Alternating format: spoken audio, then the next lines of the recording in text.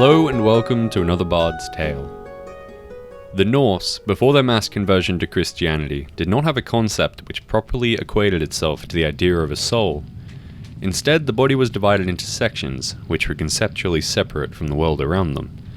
The most common are the hamr, the hugr, the fylgja, and the harmingja. The hamr is the skin or shape of something. It is the outward appearance of someone, and for this reason, shapeshifters are said to be capable of hamr armor, or being of strong hamr. The hugr is thought, or mind, and this is someone's personality. The fylgja is a companion spirit. They are often animals, and a savage or violent person may be said to have a bear or wolf fylgja. And finally, the harmingja is a form of luck, a good fortune passed on to descendants when a person dies. It is similar to the concept of a soul, but also very different. When a person dies, his or her harmingja is passed on to their child, especially if the child has the same name of the person passing down the harmingja. One could even bless someone with their harmingja if they were to go off on a dangerous journey. These are concepts the Norse held before and held on to long after even Christianity. And though their idea of a soul differed greatly, both the Christian faith and Norse paganism told stories of spirits. Of the many types of spirits, the Vartir are the most commonly known, and you have heard of these before, as the umbrella of the Vartir spirits is wide. The Dokulfar and the Jursulfar are Vartir, and while these names seem unfamiliar, they are just another term for the elves. The Dokulfar are the dark elves, also known as Svartulfar, or dwarf, and the Jursulfar refer to the light elves, the elves of Alfheim. The Jursulfar are fairer than the sun to look at, so says the High One in the book Gylfaginning. And of the dark elves, the Dokulfar, the High One merely states that they are blacker than pitch. Another group of beings that fall under the classification are the Jotnar, the Jotuns, the denizens of Jotunheim.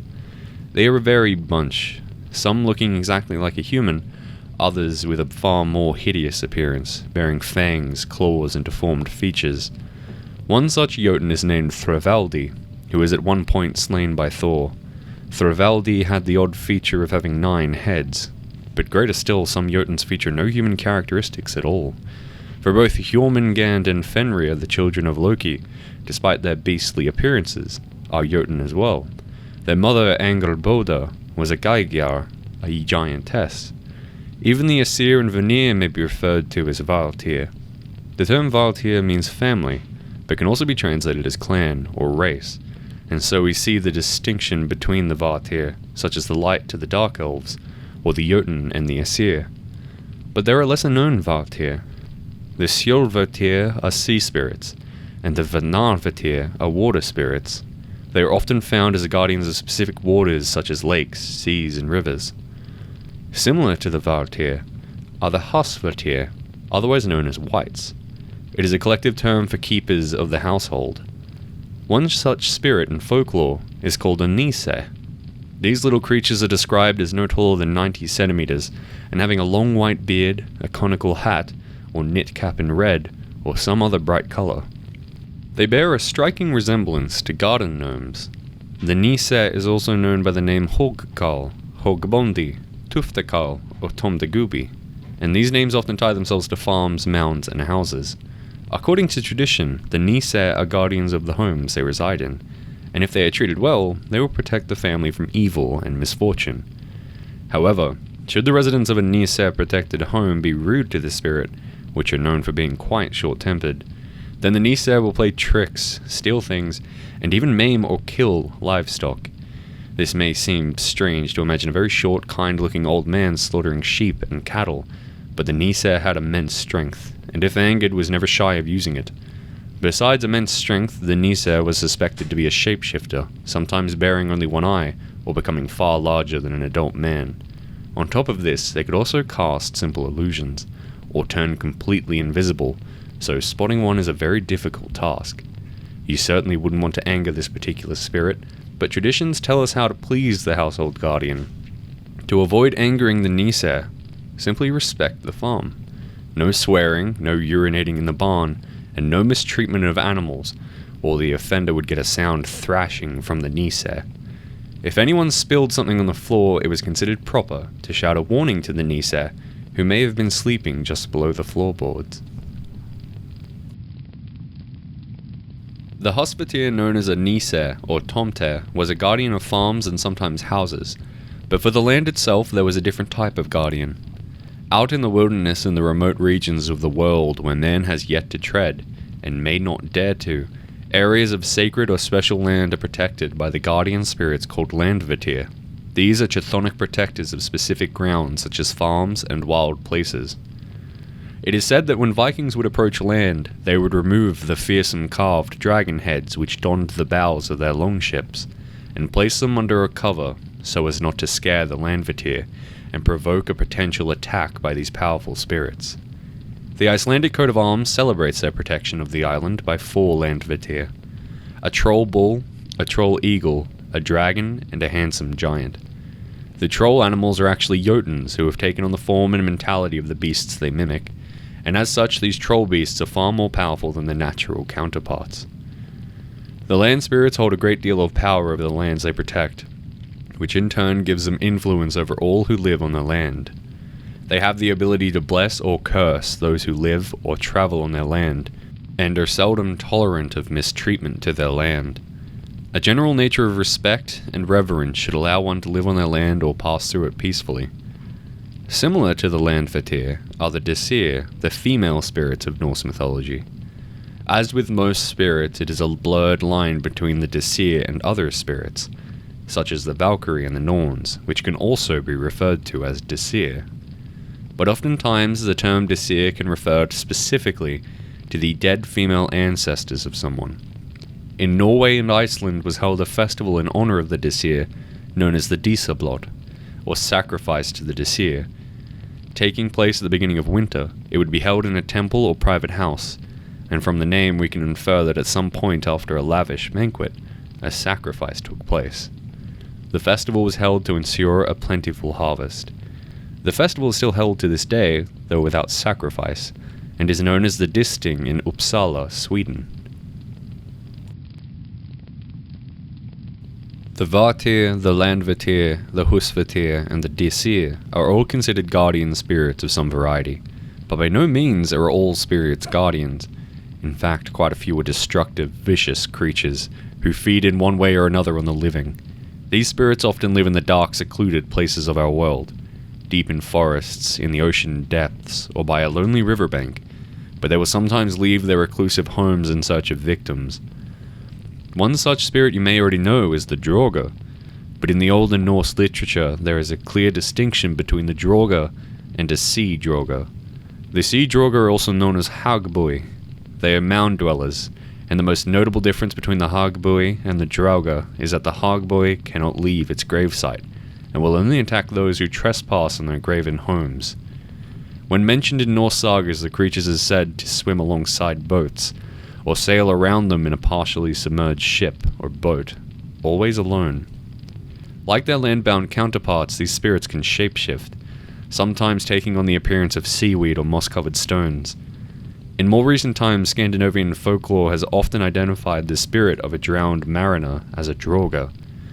These sea-bound dead are said to bear the look of a man, except that their head is a massive seaweed. Other times, the Draugr is referred to as a headless fisherman dressed in oilskin and sailing a half-boat. It is not hard to imagine the Draugr as a fisherman lost at sea, as fishing was a large part of northernmost Norse life, and tales of the restless dead coming in from the sea were common in the northern reaches of Norway. A third rarely mentioned type of undead sea spirit was called a Gleip, and were known to hitch themselves onto the backs of sailors coming ashore and making them slip on the wet rocks. These were the sea spirits, often of the unsettled dead, but further inland in the rivers, lakes, and estuaries, were water spirits quite unlike the ghastly Draugr. These river spirits are referred to as necks. They are shape-shifting water spirits who can vary greatly depending on where one finds them. In Scandinavian folklore, male water spirits were called nakken, naki, or nok, and these spirits would play enchanting music on a violin, which would lure women and children into lakes and streams where they would drown. However, this was not the goal of all nakken, and quite a few stories tell of a more benign or even helpful spirit. Some would play their music just for the enjoyment of men, women, and children. One such spirit is called a Fossa Groom, or a stromkallen, a water spirit or troll who plays a fiddle, especially a Hardanger fiddle. The Fossa Groom is closely related to the Nex, but is mostly associated with rivers in particular, where he is most often found in or near waterfalls. They can even be found near mills, but are not to be confused with Caverna, who live in the streams of mills. Fossa Groom are exceptionally talented fiddlers, and their music joins the sound of forest, wind, and water. The Fossa Groom can be swayed to teach his skills in exchange for a food offering made on a Thursday evening and only in secrecy. The food is quite specific, so if one wants to be taught the Fossa Groom's fiddler skills, they must follow the tradition to the letter. One option is to take a he-goat to a waterfall which flows northward, and once the he-goat's head is turned away from the waterfall, throw him into the water. Another, possibly simpler method, is to steal a neighbour's fenneler, smoked mutton, from their storage house 4 Thursdays in a row, and offer this to the Fossa Groom. However, if there is not enough meat on the bone, the water spirit will only teach the supplicant how to tune the fiddle, but not to play it.